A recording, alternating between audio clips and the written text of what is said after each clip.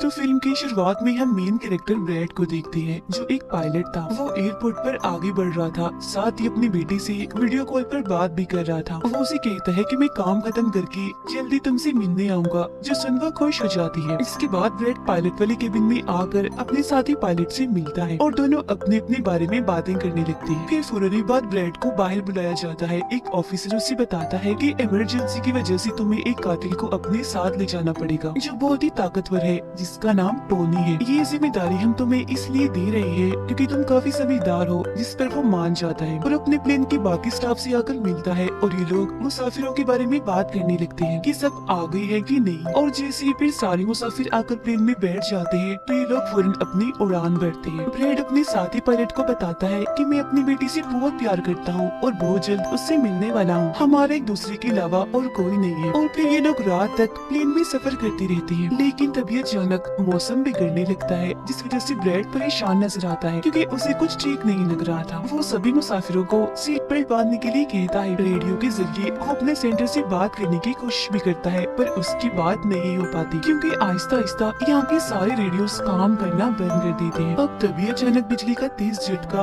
Plane से आकर लगता है, जिस वजह से प्लेन हिलने लगता है। ब्रैड को फिक्र होने लगी थी, इसीलिए जब वो सारे मुसाफिरों को देखने जाता है तो उसे सुकून की सांस आती है क्योंकि सब मुसाफिर ठीक थे। और यहाँ धीरे धीरे करके लाइट बंद होती जा रही थी, जिस बीच एक बार फिर प्लेन को झटका लगता है, जिससे ब्रैड गिर जाता है और उसके माथे पर चोट लग जाती है। इस सारी सूरत हाल की वजह से सारे ही मुसाफिरों की हालत खराब होने लगी थी। ब्रैड वापस केबिन में आकर अपने साथी के साथ मिलकर प्लेन को संभालने में लग जाता है। काफी मुश्किल टाइम था उनके लिए क्योंकि एक तो रेडियो काम नहीं कर रहे थे, ऊपर से स्क्रीन पर भी उन्हें आगे का कुछ भी दिखाई नहीं दे रहा था। तब ब्रैड कहता है कि हमें प्लेन को नीचे लाना होगा क्योंकि अगर एक और झटका लगा तो प्लेन तबाह हो जाएगा। तो फौरन ये लोग प्लेन नीचे लेने लगते हैं। सारे मुसाफिर डरे हुए थे। एक औरत फिर अपनी सीट बेल्ट खोल देती है। उसे देखकर टोनी का ऑफिसर भी ऐसा ही करता है। प्लेन क्योंकि नीचे की तरफ जा रहा था तो ऊपर वाली साइड से वो जोर से टकराते हैं, इतनी जोर से कि फौरन ही उनकी मौत हो जाती है। अचानक तेजी से प्लेन नीचे आने लगता है। तब ब्रैड और उसका साथी जल्दी से इसे कंट्रोल में कर लेते हैं। तभी एयर होस्टेस आकर ब्रैड को बताती है कि मुसाफिरों की हालत खराब हो रही है, जिस पर वो कहता है कि सबको संभालो, अपनी अपनी सीट्स पर बैठने का कहो क्योंकि जल्दी हम करीबी एयरपोर्ट पर उतरने वाले हैं। अब ये दोनों देखते हैं कि हम एक आइलैंड के ऊपर से गुजर रहे हैं, तो कोई और रास्ता फिलहाल ना होने पर ये इस आइलैंड पर प्लेन उतारने का फैसला करती है। वो कोई ठीक सी जगह देखकर फिर प्लेन को उतार ही देती है। हालांकि उन्होंने इमरजेंसी लैंडिंग की थी, पर फिर भी सही सलामत वो उतर ही गए थे। अब ब्रैड और उसका साथी तब खुश होते हैं जब उन्हें पता चलता है कि थोड़ी बहुत बिजली अभी भी प्लेन में है। इसके बाद ब्रैड सभी को नीचे उतरने का कहता है। उधर प्लेन की कंपनी का मालिक भी देख लेता है कि अचानक प्लेन कहीं गायब हो गया है क्योंकि उसने प्लेन को लैंड होते हुए नहीं देखा था और काफी देर से रेडियो खराब होने की वजह से उसका राब्ता भी नहीं हो पाया था, इसीलिए वो थोड़ा टेंशन में नजर आता है। अब एयर होस्टेस ब्रैड को आकर बताती है कि टोनी को लाने वाली ऑफिसर की मौत हो गई है। जिसमें ब्रैड को दुख तो होता है, पर वो उसे कहता है कि चलो जो भी हुआ अब बाकी मुसाफिरों का ख्याल रखो। अब सारे लोग इस सोच में थे कि हम यहाँ क्यों उतरे हैं, जिस वजह से ब्रैड सामने आकर बताता है कि इमरजेंसी की वजह से हमें यहाँ उतरना पड़ा। प्लेन में अभी भी थोड़ी बहुत बिजली मौजूद है, जिससे हम बाकी बिजली की चीजों को ठीक कर लेंगे। तब तक आप लोग यहाँ आराम से रहिए, खाना पानी मिलेगा और रहने की जगह भी, और आप लोग घबराइएगा नहीं, बहुत जल्द हम यहाँ से निकल जाएंगे। उधर प्लेन कंपनी के मालिक की मुलाकात एक रेस्क्यू एक्सपर्ट से होती है, जो ऐसे लोगों को खोज निकालने का काम करता है जो मुश्किल में कहीं फंसे होते हैं। कंपनी का मालिक उसे कहता है कि मुझे मेरे प्लेन की सारी डिटेल्स, जैसे कि वो कहाँ गया, उसके वर्कर्स, मुसाफिरों की सबकी जानकारी चाहिए। अब ब्रैड प्लेन के पास आकर उसे ठीक करने में लग जाता है, पर वो देखता है कि प्लेन में पावर बिजली काफी कम है, इसीलिए इनको इंतजार करना होगा क्योंकि रेडियो भी अभी काम नहीं कर रहे। फिर जब वो इस बारे में अपने साथी पायलट को बताता है तो उसका साथी नक्शा देखकर बताता है कि हम एक प्राइवेट आइलैंड पर फंसे हुए हैं। ये कोई आजाद जगह नहीं है, बल्कि यहाँ एक प्राइवेट आर्मी का कब्जा था, जो बुरे लोग थे क्योंकि उसमें सारे ही गुंडे थे और अगर उन्होंने हमें कोई भी नुकसान पहुँचाया तो गवर्नमेंट भी हमें नहीं बचा पाएगी। जिसमें ब्रैड कहता है कि अब कैसे भी करके हमें अपनी रेस्क्यू टीम को यहाँ बुलाना ही होगा ताकि वो आकर हम सबको बचा ले, क्योंकि यही एक रास्ता है यहाँ से निकलने का। अब ब्रैड सबके पास आकर उन्हें बताता है कि किसी खराबी की वजह से रेडियो अभी भी काम नहीं कर रहा, जो सुनकर सारे लोग काफी परेशान हो जाते हैं। ब्रैड उन्हें फिर तसल्ली देता है कि हम आइलैंड की दूसरी साइड पर जाकर रेडियो को ढूंढेंगे और अपनी टीम से रेस्क्यू टीम को यहाँ भेजने के लिए कहेंगे, जो आकर आप सबको बचा लेगी और मेरे साथ टोनी जाएगा। ये कहकर वो टोनी की हथकड़ी खोल देता है और ये लोग आगे बढ़ जाते हैं।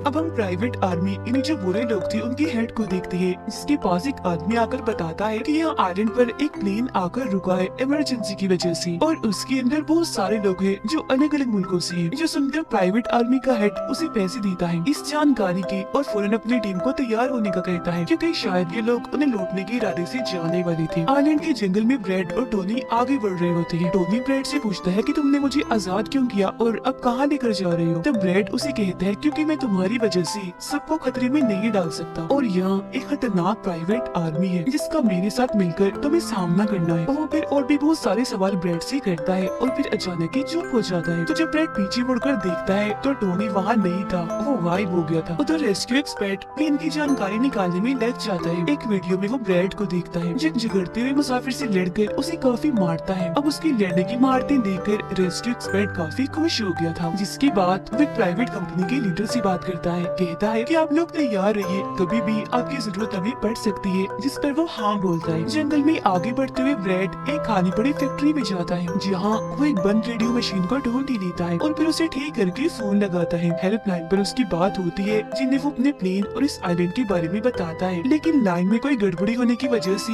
सामने वाला इंसान उसकी बात सुन ही नहीं पाता। तब उसे एक आइडिया आता है, वो ये सारी चीजें अपने बेटे को लिखवा कर उसे अपनी ऑफिस में बताने का कहता है। अब तभी एक आदमी आकर ब्रेड पर हमला कर देता है, तो वो उसे पकड़कर काफी मारता है और बेहोश कर देता है। तभी ब्रेड को महसूस होता है जैसे इस कमरे में कोई आ रहा है, इसीलिए जल्दी से वो छुप जाता है। पर वहाँ और कोई नहीं बल्कि टोनी था, जिसने बहुत सारे गुंडों को मारकर उनके हथियार ले लिए थे, और वो ब्रेड को आवाज लगाने लगता है। पर जब ब्रेड सामने आता है तो कुछ हथियार वो उसे भी दे देता है। इसके बाद ये दोनों नीचे की तरफ आने लगते हैं। तब यहाँ उन्हें एक कैमरा मिलता है जिसमें चल रही वीडियो से उन्हें पता चलता है कि वो खतरनाक प्राइवेट आर्मी यहाँ आने वाले लोगों को अगवा कर देती है और फिर उन लोगों की फैमिली से अच्छी खासी रकम लेती है उन्हें छोड़ने के बदले। जो देख वो समझ जाते हैं कि हमारे मुसाफिर भी खतरे में हैं। अब ये दोनों बाहर खड़ी गाड़ी में आकर बैठ जाती है और अपने मुसाफिरों की तरफ जाने लगते हैं। उधर जब सारे मुसाफिर बैठे हुए थे तो तभी उन्हें किसी गाड़ी की आवाज आती है। वो ये सोचकर काफी खुश हो जाते हैं कि जरूर ये ब्रेड है, पर ब्रेड नहीं, वहाँ तो वो खतरनाक प्राइवेट आर्मी थी। वो गोलियां चलाकर इन लोगों की तरफ बढ़ रही थी। इन गोलियों की आवाज ब्रेड और टोनी ने भी सुन ली थी। प्राइवेट आर्मी का हेड पायलट से सभी मुसाफिरों की लिस्ट मांगता है। तब जल्दी से एयर होस्टेस उसे लिस्ट लाकर दे देती है। फिर वो हेड पूछता है कि तुम्हारा सीनियर पायलट ब्रेड कहाँ पर है, जिस पर वो बताता है कि किसी काम से वो जंगल में गया था पर अभी तक वापस नहीं आया। इसी दौरान एक औरत वहाँ से भागने की कोशिश करती है, पर वो लोग गोली चलाकर उसे मार देते हैं। ये आवाज सुनकर ब्रेड उनकी मदद करने के लिए भागता है, पर टोनी उसे रोक लेता है। गुंडे सारे मुसाफिरों को बस में बिठाने लगते हैं, क्योंकि वो इन्हें अपने साथ ले जा रहे थे बंदी बनाकर। उनका लीडर अपने दो साथियों को कहता है कि प्लेन में जाओ और सारा जरूरी कीमती सामान ले आओ, जिसके बाद खुद वो सारे मुसाफिरों को लेकर यहाँ से निकल जाता है। तब ब्रेड टोनी पर गुस्सा करने लगता है कि वो हमारे लोगों को ले गए और तुमने मुझे जाने ही नहीं दिया, जिस पर टोनी उसे समझाता है कि वो काफी बड़ी आर्मी थी, खतरनाक लोग हैं वो, अगर तुम चली भी जाती तो इतनी बड़ी आर्मी से अकेले नहीं लड़ पाते। फिर अभी दोनों दुखी तो थे पर आगे बढ़ जाते हैं और उन दोनों गुंडों को पकड़ लेती है जो प्लेन से कीमती सामान ले रहे थे। ब्रेड गन पॉइंट पर उनसे पूछता है कि मुसाफिरों को लेकर कहाँ गया होगा तुम्हारा है, जिस पर वो बताता है कि यहाँ एक खाली फैक्ट्री है, वहीं गए होंगे वो लोग। अब रेस्क्यू एक्सपर्ट को ब्रेड की बेटी से उधर की सारी सूरत हाल का पता चल गया था, यानी कि उनका प्लेन वहाँ एक आइलैंड पर फंसा हुआ है और साथ ही वहाँ एक काफी खतरनाक प्राइवेट आर्मी भी है। वो इस बारे में प्लेन कंपनी के मालिक को बताता है, जिस पर वो कहता है कि फौरन अपनी प्राइवेट टीम और रेस्क्यू टीम को भेजो। फिर ये लोग जैसे तैसे करके उस आइलैंड और उनके प्लेन को ढूंढ लेते हैं, जहाँ इनके बीच फैसला होता है कि प्राइवेट टीम का लीडर सबसे पहले वहाँ जाएगा अपनी टीम के साथ। उधर एक गाड़ी के जरिए ब्रेड और टोनी फैक्ट्री की तरफ जा रही थी, जिसके पास पहुंचकर ये चुपके से अंदर घुस जाते हैं, जहाँ वो सारे गुंडे मुसाफिरों की वीडियोस बना रहे थे, ये दिखाने के लिए कि कौन सा मुसाफिर किस मुल्क से है। अब प्राइवेट टीम भी प्लेन के पास पहुंच जाती है, पर इन्हें जब वहाँ कोई नहीं दिखता तो टीम का लीडर प्लेन के अंदर जाकर चेक करता है, जहाँ 2 लोगों की लाशें थी। इसके अलावा वहाँ ब्रेड का छोड़ा हुआ मैसेज भी मिल जाता है, जो कि उस फैक्ट्री तक आने का रास्ता था। फैक्ट्री में दोनों छुपकर उन गुंडों पर नजर रख रही थी, जिनमें से 2 गुंडों को वो पीछे से आकर पकड़ लेते हैं और मुंह बंद करके उनका दम घोट देते हैं, जिससे उनकी मौत हो जाती है।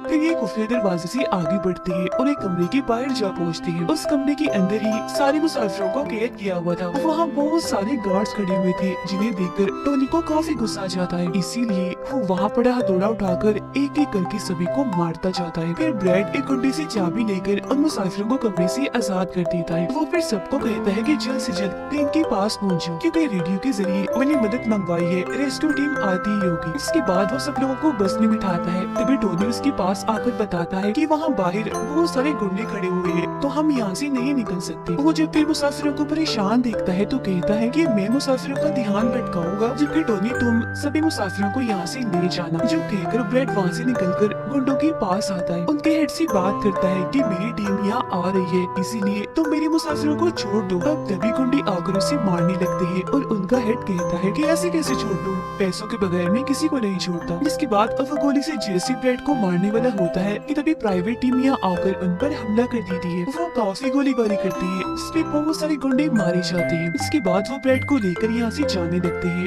बस में बैठकर निकल जाते हैं। गुंडों का लीडर देखता है कि बाकी गुंडों के साथ साथ मेरा भाई भी मारा गया है, तो उसे काफी गुस्सा आता है। इसीलिए वो अपनी टीम को कहता है कि जल्दी करो, तैयारी पकड़ो और हाँ, किसी को भी मत छोड़ना, एक एक को चुन चुन कर मार देना। गाड़ी में ब्रैड उस प्राइवेट टीम से बात करने लगता है, तब उनका हेड उसे बताता है कि हम छोटी सी प्राइवेट टीम है जो बस तुम्हें यहाँ बचाने के मिशन में आई है, क्योंकि हम कोई रेस्क्यू टीम नहीं है। उन्हें आने में तो अभी और भी वक्त है। जो सुन ब्रैड घबरा तो जाता है, पर कहता है कि कोई बात नहीं, मेरे पास एक आइडिया है। इसके बाद ये लोग भी प्लेन के पास आ जाते हैं, जहाँ सारे मुसाफिरों को टोनी पहले ही ला चुका होता है। ब्रैड फिर अपने लोगों को कहता है कि प्राइवेट टीम हमारी मदद करने यहाँ आ गई है और अब उनकी मदद से हम प्लेन को चला लेंगे और फौरन यहाँ से निकल जाएंगे। तो आप सब लोग जल्दी से प्लेन में बैठ जाएं, क्योंकि हम रेस्क्यू टीम का इंतजार नहीं कर सकते, उन्हें आने में वक्त है और अगर हम यहाँ रुके तो उस खतरनाक आदमी के हाथों मारे जाएंगे। जो सुनकर सारे लोग प्लेन में बैठ जाते हैं, जबकि ब्रैड प्राइवेट टीम के लीडर के साथ मिलकर प्लेन को ठीक करने में लग जाता है। जहाँ तभी वो गुंडे आकर इन पर हमला कर देती है, जिनको देखकर प्राइवेट टीम उन्हें रोकने में लग जाती है और यहाँ दोनों तरफ से ही काफी गोलीबारी होती है। पर इस टीम के पास काफी अच्छी गन्स थी, तो वो बहुत सारे गुंडों को मार गिराती है। ब्रैड टीम के लीडर को बताता है कि मैं अगले 5 मिनट में प्लेन को स्टार्ट कर दूंगा, मतलब कि चला दूंगा, जिसके बाद हम सब लोग उड़ान भरेंगे। फिर वो टोनी का शुक्रिया भी अदा करता है कि तुमने मेरा इतना साथ दिया। फिर ब्रैड गोलियों के बीच से होता हुआ अंदर आकर बैठ जाता है और अपने साथी पायलट के साथ मिलकर प्लेन चलाने लगता है। टोनी की गोलियां खत्म हो गई थी और जब वो प्राइवेट टीम का बैग चेक करता है तो उसे वहाँ पैसों से भरा हुआ एक बैग मिलता है, पर फिलहाल पैसों को ऐसे छोड़कर दूसरे बैग से गन लेकर दोबारा गुंडों से लड़ने लगता है। जहाँ तब तक ब्रैड भी